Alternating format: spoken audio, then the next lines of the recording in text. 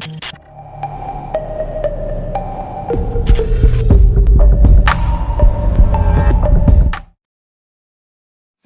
Michael, we just tried your Popiah. It was, am I pronouncing it correctly? Yeah, it is correct. In Okay. fact, quite accurately. Ah, okay. It's delicious. And, I've never really had anything like it. I just saw how it was made. So, you're third generation in the family business. So, is this something you always wanted to do, or you just, did you even sort of consider doing anything else ever? Yeah. So actually, right, there's a story behind.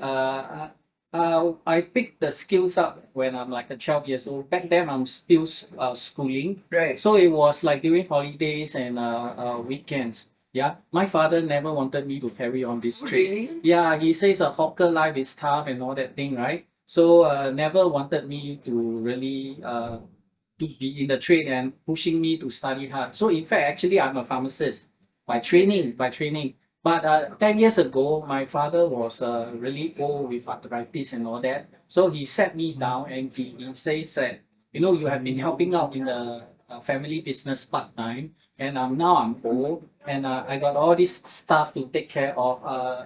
That do you want to continue the family business? So during that time, I decided that after some thought, I decided to take over the business. So this is a very traditional delicacy, I guess, right? It's not something that you find commonly. Is that fair to say? No, it's actually it is a traditional heritage food. So it is actually commonly found in Singapore. Okay. Yeah, because it's tagged to associated of to festivals. So like during Qingming, where the Chinese pay respect to their ancestors, or the Chinese New Year, the Chinese will normally eat popiah during the time. But Singapore being a cosmopolitan society, right? Nowadays, Christmas time, National Day, they will all gather together, have a popiah party.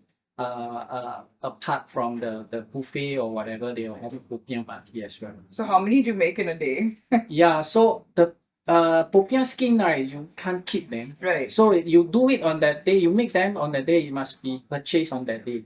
And eaten on that. I eat on that day. So normally, it all depends on the crowd. So on a weekday, right, maybe I would say 20, 30 kilos of popiah skin or whatever. But weekends, So how many is that?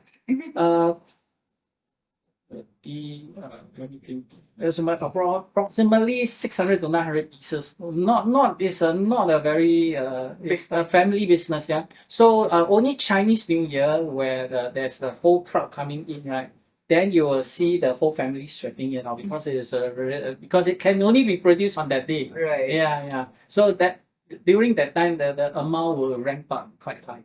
Is there anything that you've thought about sort of changing because now it's sort of, it's been how many 80 years? Yeah, 80, 90 years. 90 years exactly. 90 years. Correct. So it's a traditional food. I don't want really to be so drastically changing it, or although I do sometimes try to dabble in some creativeness and all that. So sometimes I have this making a pandan skin, pandan popiah skin. So putting different flavors different into flavor the, onto yeah. the skin, or having different ingredient onto the skin. But what I found is normally people would like the traditional one, in the traditional popiah in Singapore.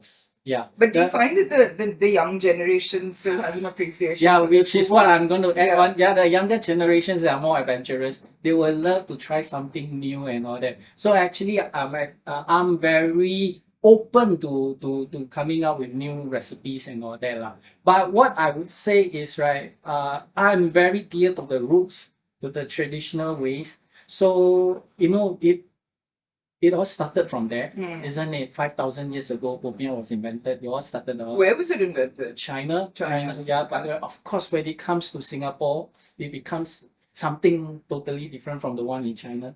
I'm sure. Yeah, correct. So I will always love to teach the next generation the old methods of doing things.